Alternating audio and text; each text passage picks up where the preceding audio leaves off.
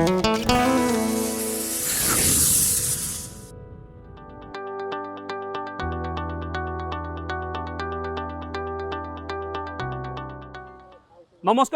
মই ভাস্কৰ জ্যোতিয়ে বিকাশৰ আন এটি খণ্ডলৈ স্বাগতম জনাইছোঁ। আজি আমি আহিছোঁ প্ৰজ্ঞানগৰী নলবাৰী জিলালৈ। বিশেষকৈ নলবাৰী জিলাৰ পশ্চিম নলবাৰী উন্নয়ন খণ্ডৰ বিভিন্ন অঞ্চল আজি আমি ঘূৰিম আৰু সেই অঞ্চলসমূহত উন্নয়নৰ যি গতি, সেই গতিৰ এক আভাস দাঙি ধৰিবলৈ প্ৰয়াস কৰিম।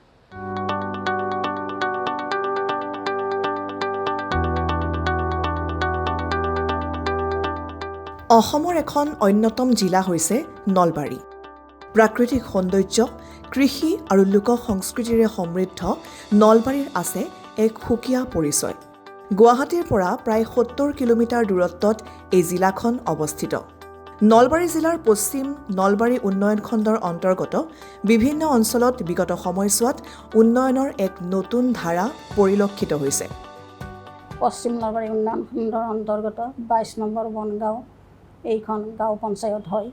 উন্নয়নমূলক কাম কাজৰ ক্ষেত্ৰত আমাৰ পঞ্চায়তত আমাৰ পঞ্চায়তৰ সন্মুখত ভাৰ্মি কম্প'জৰ হেৰিত আছে, আমাৰ কমপ্লেক্স চেণ্টাৰ এটা আছে আৰু পশ্চিম চাইডে আমাৰ এটা ভাৰ্মি কম্প'জৰ আমাৰ কেঁচু সাৰৰ হেৰি তৈয়াৰ কৰা হৈছে আৰু আমাৰ CRC চেণ্টাৰ এটা আছে। বিভিন্ন চৰকাৰী আঁচনিৰ জৰিয়তে এই অঞ্চলটোত দ্ৰুতগতিত চলিছে সৰ্বাংগীন বিকাশৰ কাম। আমাৰ উন্নয়নমূলক কাম হিচাপে আমাৰ ৰাস্তা ঘাটৰ উন্নয়ন যথেষ্ট কৰা হৈছে, ড্ৰেইন কৰা হৈছে, তাৰোপৰি শ্মশান, মন্দিৰ, মছজিদ আৰু অংগনবাদী চেণ্টাৰ বহুতকেইটা কৰা হৈছে আৰু মডেল অংগনবাদী চাব চেণ্টাৰৰ ৱাল কৰা হৈছে। কিছুমান পুখুৰীৰ আমাৰ যিবিলাক ৱাল নিৰ্মাণ কৰা হৈছে আৰু ৰাস্তাৰ ওচৰত ৱাল নিৰ্মাণ কৰা হৈছে। বৰ্তমান আমাৰ পানী প্ৰতি ঘৰে পাইছে। আমি অনুসন্ধান কৰিছোঁ, যিখিনি আমাৰ আছিল সেইখিনি আমি কমপ্লিট কৰা হৈছে। পশ্চিম নলবাৰী উন্নয়ন খণ্ডৰ অন্তৰ্গত গাঁও পঞ্চায়তসমূহত বিভিন্ন চৰকাৰী আঁচনিৰ জৰিয়তে যোগাযোগ, খোৱাপানী, বাসগৃহ, কৃষি, মহিলা সবলীকৰণৰ ক্ষেত্ৰত যথেষ্ট আগবাঢ়িছে। আমাৰ পশ্চিম নলবাৰী উন্নয়ন খণ্ডটো টিহু 40 নম্বৰ টিহু LACৰ আণ্ডাৰত। আমাৰ ইয়াত 1,23,000 পপুলেশ্যন ৰাফলি আছে আৰু ইয়াত 11খন পঞ্চায়ত আছে। কৃষিৰ ক্ষেত্ৰত আমাৰ ইয়াত মেইনলি 70% মানুহ কৃষি কৰ্মৰ লগত জড়িত আৰু আমাৰ চৰকাৰী আঁচনি তেওঁলোকে লাভ কৰি আছে। PM কিষাণ আৰু বৰ্তমান ফাৰ্মাৰ ৰেজিষ্ট্ৰি চলি আছে। চৰকাৰী আঁচনিসমূহৰ জৰিয়তে সকলো শ্ৰেণীৰ লোক যাতে লাভান্বিত হ'ব পাৰে, তাৰ বাবে পশ্চিম নলবাৰী উন্নয়ন খণ্ডৰ খণ্ড উন্নয়ন বিষয়াগৰাকীয়ে গুৰুত্ব প্ৰদান কৰি আহিছে। চৰকাৰী আঁচনিসকলৰ মূল উদ্দেশ্য হৈছে যে সাধাৰণ ৰাইজৰ জীৱন যাত্ৰাটো আমি মান উন্নত কৰিব লাগে। তাৰ ফলত আমাৰ ইয়াত যদি চাওঁ, আমি বিশ্লেষণ কৰি ইয়াত বহুকেইজন নিধী মানুহ চৰকাৰী আঁচনিৰ পৰা লাভান্বিত হৈছে। যেনে আপোনাক উদাহৰণস্বৰূপে প্ৰধানমন্ত্ৰী আৱাস যোজনা আমাৰ ইয়াত 7,200 মানুহ বেনিফিচিয়াৰী হিচাপে চিলেকশ্যন হৈছে আৰু এতিয়া আমাৰ ইয়াত কমপ্লিশ্যন হাৰ 80% বৃদ্ধি পাইছে। তাৰপিছত আপোনাৰ অৰুণোদয় কথা যদি ক'ব যাওঁ, অৰুণোদয় এৰাউণ্ড 15,000 মানুহে অৰুণোদয় লাভ কৰি আছে।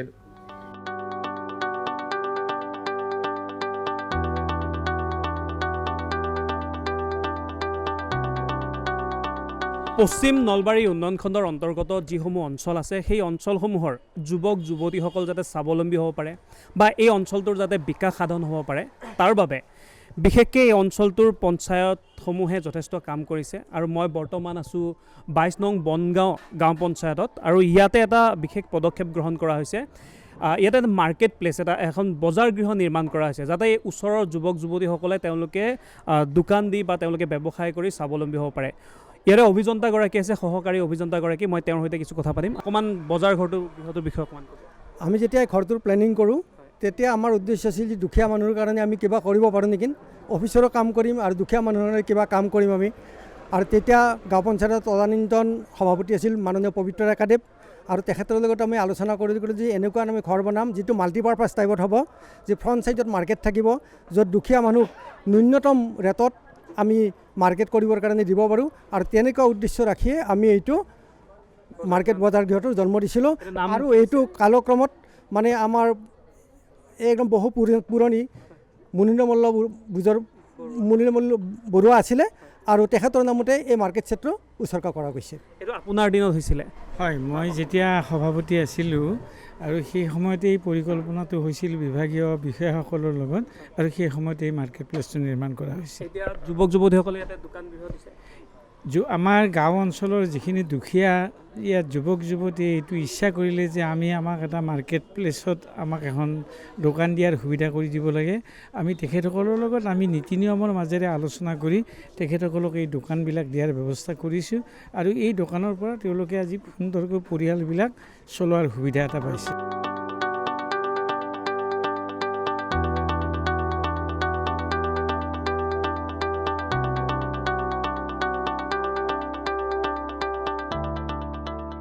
গ্ৰাম্য অৰ্থনীতিৰ আন এক শক্তিশালী স্তম্ভ হৈছে মহিলা আত্মসহায়ক গোট।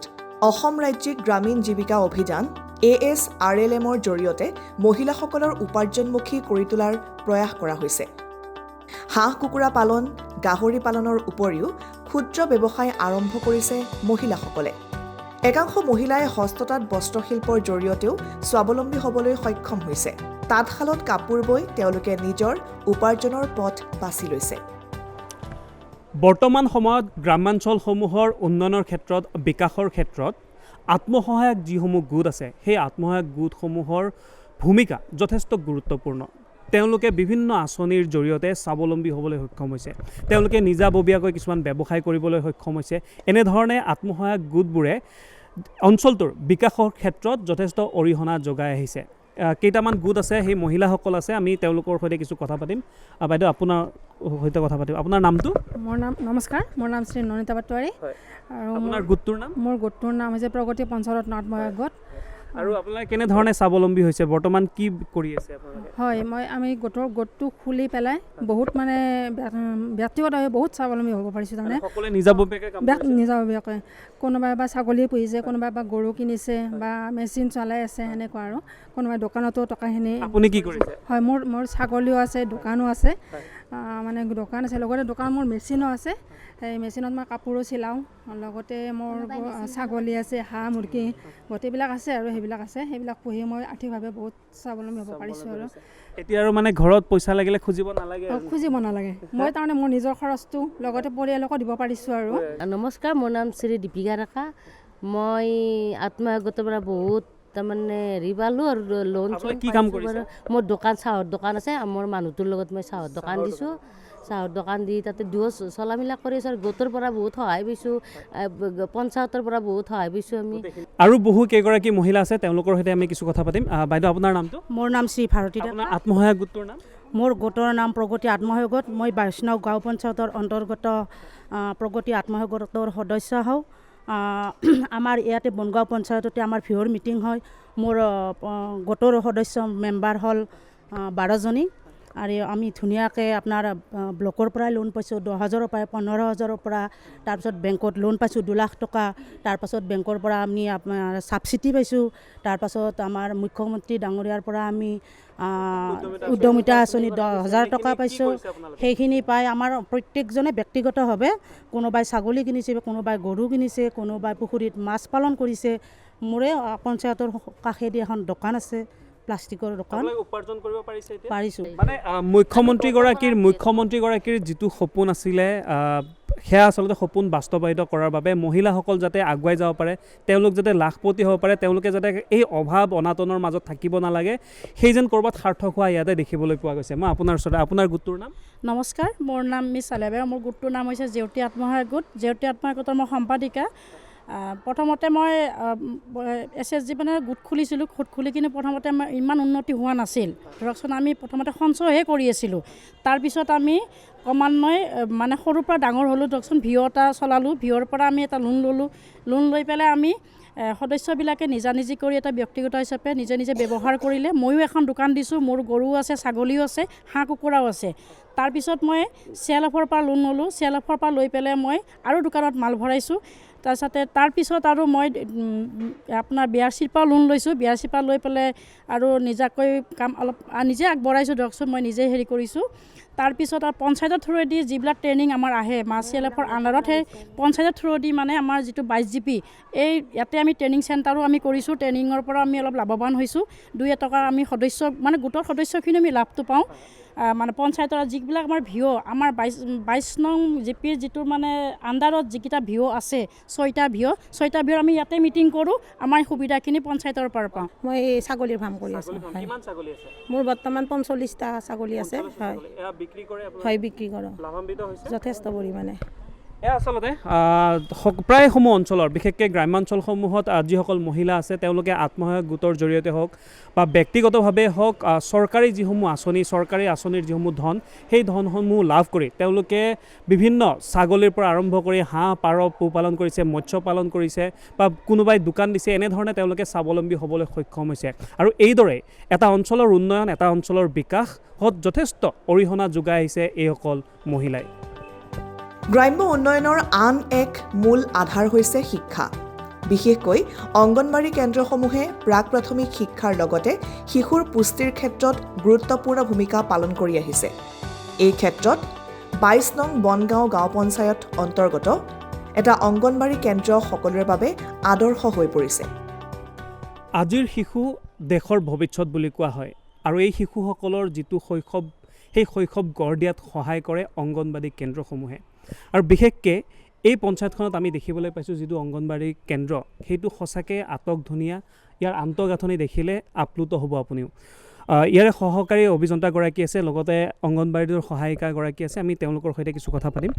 এইটো কেতিয়া নিৰ্মাণ কৰাইছিলে, কিমান বাজেট অকণমান? এইটো সমাজ কল্যাণ বিভাগৰ আণ্ডাৰত আৰু আঞ্চলিক পঞ্চায়তৰ আমাৰ ব্লকৰ পৰা নিৰ্মিত আৰু গাঁও পঞ্চায়তৰ তদাৰকীত এইটো চলি থাকে। আৰু ষ্টেট গভৰ্ণমেণ্টৰ ফাণ্ড 21-22 চনৰ পৰা এইটো আৰম্ভ কৰা হৈছিলে। আৰু এইটো সঁচাকৈ এক মডেল মানে আমাক এছেম্বলি কমিটি চাব আহিছে, ইউনেস্কোৰ পৰা চাব আহিছে। আৰু তাৰোপৰি সমাজত এইটো এটা পৰিৱৰ্তন আনিছে। কেনেকুৱা আনিছে যে ইমান ধুনীয়া অংগনবাড়ী কেন্দ্ৰটো হৈ গ'ল, গতিকে ওচৰত যিবিলাক নিৰ্মাণ কৰি আছে সকলোৱে এইটোৰ লগত কম্পিট কৰিবলগীয়া এটা চাইছে, লৈছে। এইটো বিশেষত্ব। আৰু সুন্দৰভাৱে ঘৰটো পৰিচালনা হৈ আছে। কিমান টকাত নিৰ্মাণ হ'ব? 25 লাখ টকাত নিৰ্মিত। সহায়িকাগৰাকী আছে, মই তেওঁৰ সৈতে কিছু কথা পাতিম। বাইদেউ, আপোনাৰ ওচৰলৈ ইয়াতে যিখিনি ষ্টুডেণ্ট আহে, যিখিনি শিশু আহে, তেওঁলোকক কেনেধৰণে পৰিচালনা কৰে? আমি ল'ৰা ছোৱালীখিনি আমাৰ নতুন ঘৰটো পাই বহুত ফূৰ্তি পাইছে আৰু গোটেইখিনি সুবিধাই আছে আমাৰ। তাৰপিছত তেওঁলোকে আহিলে আমি চাফ চিকুণখিনি কৰি দিওঁ, দি পেলাই বহিব দিওঁ। বহা চোৱা বহুত ধুনীয়াকৈ বস্তু পাইছে, বহুত সুন্দৰ। আৰু এতিয়া কিমানমান শিশু আহে ইয়াতে? আমাৰ এনেইতো তাৰমানে ষ্টেপ বাই ষ্টেপ থাকে, কেতিয়াবা বেছি থাকে, কেতিয়াবা কম থাকে। গতিকে সেনেকুৱা। আৰু আমি এতিয়া কিমান বুলি ধৰি দিব নোৱাৰোঁ। খোৱা লোৱাৰ ক্ষেত্ৰত আপুনি? খোৱা লোৱা ধুনীয়াকৈ আমি কৰি দিওঁ। তেওঁলোকে এতিয়া মাজতে বিস্কুটো দিলে আৰু আমি খিচাৰি দিওঁ বা কণী চণী থাকে। এতিয়া আমাৰ দাল খিচাৰি আছে, চুজি আছে। গতিকে তেওঁলোকে যেনেকৈ ভাল পায় আমি সেনেকৈ খোৱাটো ব্যৱস্থা কৰি দিওঁ। 22 নং বনগাঁও গাঁও পঞ্চায়তে ছাত্ৰ ছাত্ৰীসকলৰ বাবে আন এক বিশেষ পদক্ষেপ গ্ৰহণ কৰিছে। বিশেষকৈ দুখীয়া ছাত্ৰ ছাত্ৰীৰ বাবে কোচিং চেণ্টাৰৰ লগতে কম্পিউটাৰ শিক্ষাও প্ৰদান কৰি আহিছে। বৰ্তমান ডিজিটেলৰ যুগ, বৰ্তমান AI যুগ। এই সময়ত যদি আপুনি কম্পিউটাৰ শিক্ষা গ্ৰহণ নকৰে বা কম্পিউটাৰ এক্সপাৰ্ট আপুনি হ'ব নোৱাৰে, তেনেহ'লে আগুৱাই যোৱাত বিভিন্ন বাধা আহিব।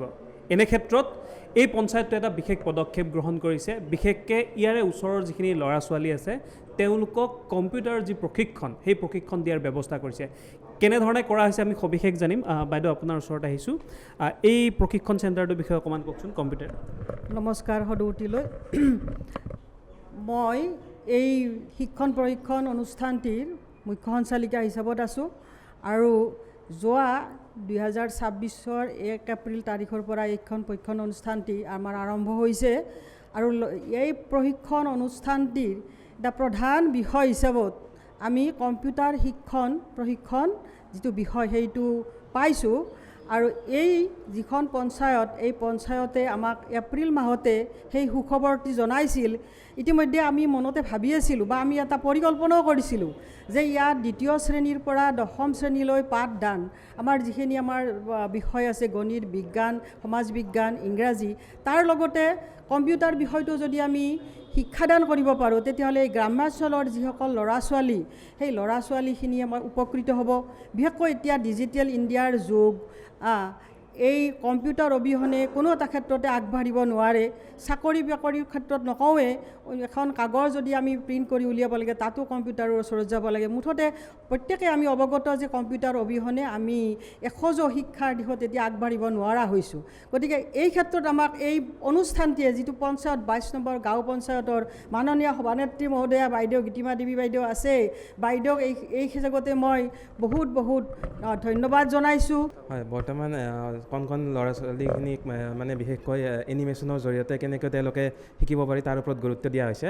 পোনপ্ৰথমে তেওঁলোকক মানে বেছিক কম্পিউটাৰৰ মানে কেনেকৈ কাম কৰে, ভিতৰৰ ফাংচনবিলাক কি আৰু লগতে হাৰ্ডৱেৰ প্লাছ ছফ্টৱেৰৰ মাজত কি ডিফাৰেঞ্চ আছে সেই বিষয়ে জ্ঞান দিয়া হৈছে। আৰু লগতে আজিকালি যিহেতু AI যুগ, মানে আৰ্টিফিচিয়েল ইণ্টেলিজেঞ্চৰ যুগ, চ' তাৰে লগে লগে সমান্তৰালভাৱে আমি ইয়াৰ ওপৰতো মানে ট্ৰেইনিং দিয়াৰ ব্যৱস্থা কৰিছোঁ।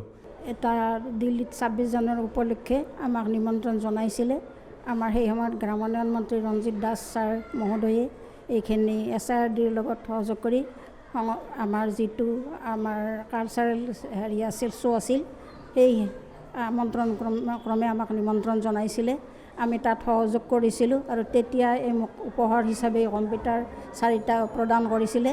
আৰু তেতিয়াই মই ভাবিছিলোঁ যদি আমাৰ গাঁৱৰ এই অঞ্চলৰ দুখীয়া ল'ৰা ছোৱালীখিনি উপকৃত হয় আমাৰ পঞ্চায়তৰ জৰিয়তে দি, সেইকাৰণে এইখিনি এখেতসকলেও প্লেন লৈছিলে আৰু মোকো জনাইছিলে। আমি আলোচনাৰ ভিত্তিত গোটেইখিনি আলোচনা কৰি এইখিনি মই তেখেতসকলক প্ৰদান কৰিছিলোঁ যাতে ছাত্ৰ ছাত্ৰীখিনি উপকৃত হয়।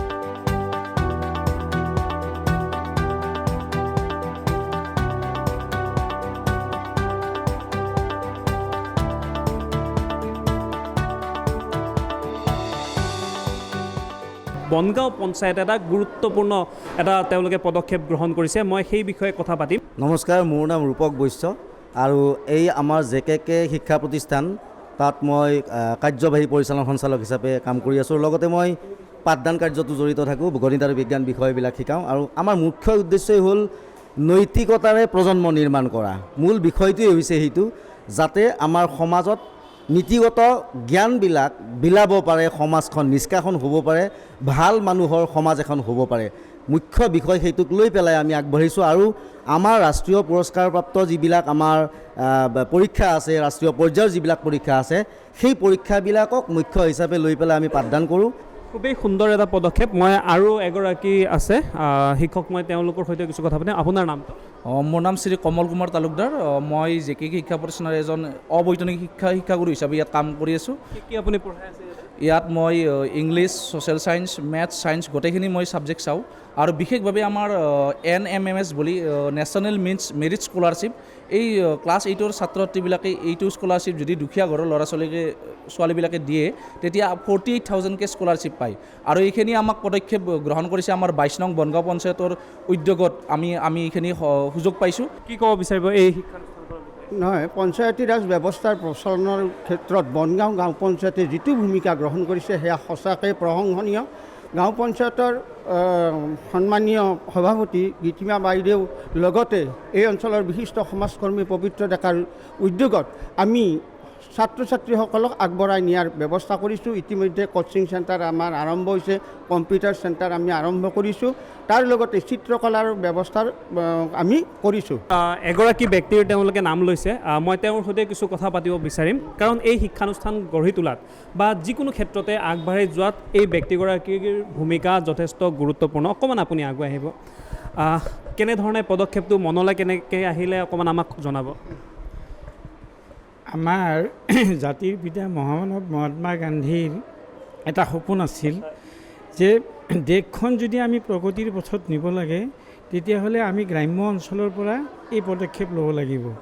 আৰু গ্ৰাম্য অঞ্চলত মূল আধাৰ হৈছে পঞ্চায়তী ৰাজ ব্যৱস্থা। এইখন ছেমি গভৰ্ণমেণ্ট বুলি কয়।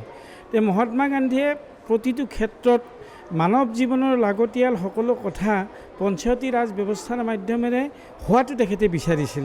আৰু মই আশা ৰাখিলোঁ এইটো যে আমাৰ ছাত্ৰ ছাত্ৰীসকলক সৰুৰে পৰা যিটো নৈতিকতাৰ দিশ, পঢ়া শুনাৰ লগতে নৈতিকতা দি শিক্ষকক কেনেকৈ সন্মান কৰিব লাগে, কেনেকৈ পঢ়িব লাগে, মা দেউতাক কেনেকৈ স্কুললৈকে অহাৰ সন্মান জনাই আহিব লাগে, মা দেউতাৰ কথা শুনিব লাগে, ভাল মানুহ হ'বলৈ হ'লে আমি মা দেউতাৰ পৰামৰ্শ ল'ব লাগে, শিক্ষকসকলে প্ৰতিটো কোৱা কথা আমি মানিব লাগে। ঠিক এনেকুৱা নৈতিকতাৰ দিশবিলাকতো গুৰুত্ব দি আমি যাতে এই গাঁৱৰ পৰা বা এই পঞ্চায়ত অঞ্চলৰ আমাৰ যিখিনি দুখীয়া মানুহ আছে এই ছাত্ৰ ছাত্ৰীসকলক ভালদৰে শিক্ষাদান কৰি এজন সবল নাগৰিক হিচাপে থিয় কৰিব পাৰোঁ, তাৰ কাৰণে এই চেণ্টাৰটো কৰাৰ ব্যৱস্থা কৰোঁ। প্ৰধানমন্ত্ৰী আৱাস যোজনা, নিজৰ ঘৰ, নিজৰ সপোন। এখন সুৰক্ষিত আৰু মৰ্যাদাপূৰ্ণ জীৱনৰ বাবে এটা পকী ঘৰ অতি প্ৰয়োজনীয়। এই লক্ষ্যৰে ৰূপায়ণ কৰা হৈছে প্ৰধানমন্ত্ৰী আৱাস যোজনা গ্ৰামীণ। আঁচনিখনৰ জৰিয়তে 22 নং বনগাঁও গাঁও পঞ্চায়ততো হিতাধিকাৰীয়ে লাভ কৰিছে নিজৰ বাবে এখন ঘৰ। চৰকাৰী আঁচনিসমূহৰ ভিতৰত এটা বিশেষ হৈছে প্ৰধানমন্ত্ৰী আৱাস যোজনা। সেই প্ৰধানমন্ত্ৰী আৱাস যোজনাৰ জৰিয়তে বহু লোকে তেওঁলোকে এটা নিজৰ ভাল লগা ঘৰ এটা তেওঁলোকে লাভ কৰিবলৈ সক্ষম হৈছে, এটা পকী ঘৰ তেওঁলোকে লাভ কৰিবলৈ সক্ষম হৈছে। তেনে এগৰাকী মহিলা আছে, মই তেওঁৰ সৈতে কিছু কথা পাতিম। আপোনাৰ নামটো? শ্ৰী পল্লৱী ডেকা। এই জেগাখিনিৰ নামটো কি? বনগাঁও। বনগাঁও ন? এইখিনি বনগাঁও বুলিয়ে কয়? বনগাঁও। আপুনি কি কি পালে কওকচোন, আৰু ঘৰটো কেতিয়া পাইছে? ঘৰটো 2024-25 পাইছোঁ। হয়, 24-25। আগতে কেনেকুৱা ঘৰ আছিলে? চালি ঘৰ। এতিয়া পকী ঘৰটো পাইছে ন? আৰু কি কি দিছে? ইয়াত লাইটৰ ব্যৱস্থা কিবা কিবি এনেকুৱা আছে নে? কি কি দিছে? লাইট দিছে, গেছ আছে, পানী আছে, মানে সুবিধা গোটেইখিনি পাইছে? চব সুবিধাই পাইছোঁ। ইয়াৰ উপৰিও চৰকাৰৰ কৃষি আৰু কৃষক কল্যাণমূলক বিভিন্ন আঁচনিৰ জৰিয়তে কৃষকসকলৰ বাবেও বিভিন্ন পদক্ষেপ হাতত লোৱা হৈছে। কৃষকসকলক সহায়ৰ বাবে এই পঞ্চায়তটোত এটা যথেষ্ট গুৰুত্বপূৰ্ণ কাম কৰা হৈছে। বিশেষকৈ তেওঁলোকৰ যিসমূহ ফচল বা তেওঁলোকে যিখিনি খেতি কৰে সেইখিনি যাতে ভালকৈ হয়, তাৰ বাবে কেঁচুসাৰ ইয়াৰে ব্যৱস্থা কৰা হৈছে, কেঁচুসাৰ প্ৰস্তুতকৰণৰ ব্যৱস্থা কৰা হৈছে। মোৰ সৈতে বৰ্তমান পঞ্চায়তৰ সচিবগৰাকী আছে, তেওঁৰ সৈতে মই কিছু কথা পাতিম। আপোনাৰ ওচৰলৈ। হয়, এতিয়াও আপোনালোকে দেখা পাইছে এইটো যিহেতু কেঁচুসাৰ নিৰ্মাণ প্ৰকল্পটো, এইটো আমাৰ ধৰক পশ্চিম নলবাৰী উন্নয়ন খণ্ডত পোনপ্ৰথমে মানে আমাৰ এইটোৱে কাৰ্যকৰী কৰা হৈছে।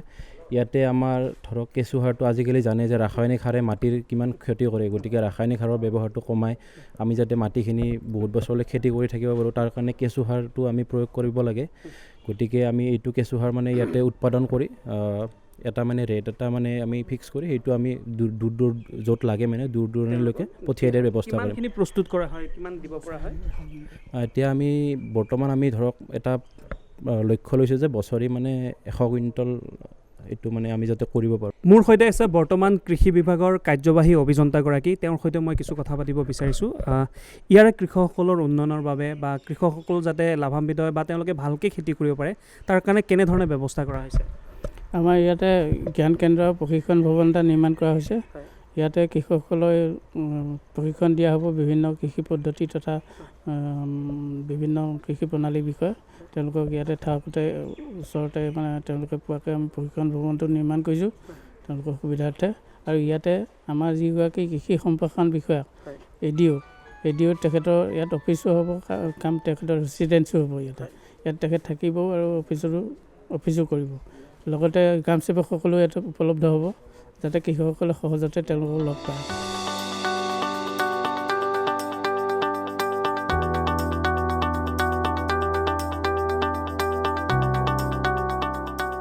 মই সহকাৰী অভিযন্তাগৰাকী আছে, তেওঁৰ ওচৰলৈ আহিব বিচাৰিছোঁ।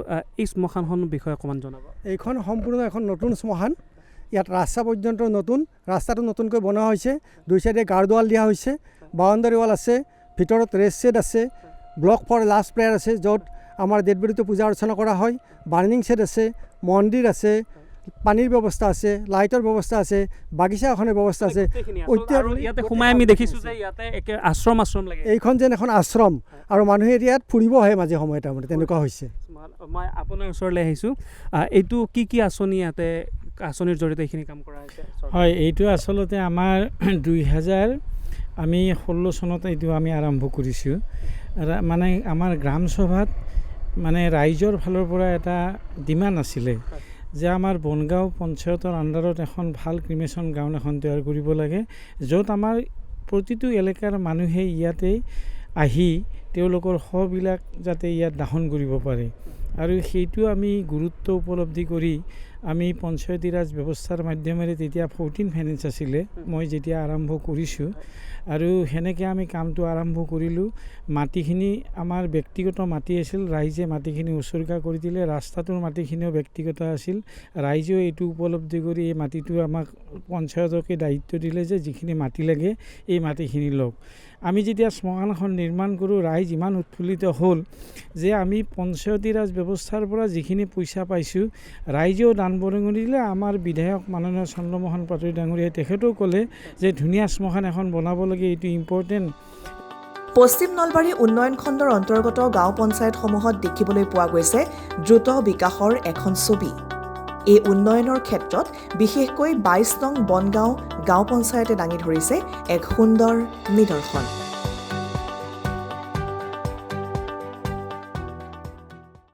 এই অঞ্চলসমূহত সকলো দিশৰ পৰা উন্নয়নৰ যি গতি সেয়া আমি দেখিবলৈ পালোঁ সামগ্ৰিকভাৱে শিক্ষাৰ ক্ষেত্ৰতে হওক বা আত্মসহায়ক গোটৰ যিসকল মহিলা সেইসকল মহিলা স্বাৱলম্বিতাৰ কথাই কওক সকলো দিশৰ পৰা এই অঞ্চলটোত যথেষ্ট উন্নয়ন সাধন কৰিছে এই বিকাশৰ যাত্ৰা অব্যাহত থাকক ইয়াৰ কামনাৰে এই অনুষ্ঠানৰ পৰা মই ভাস্কৰ জ্যোতিয়ে বিদায় লৈছোঁ ধন্যবাদ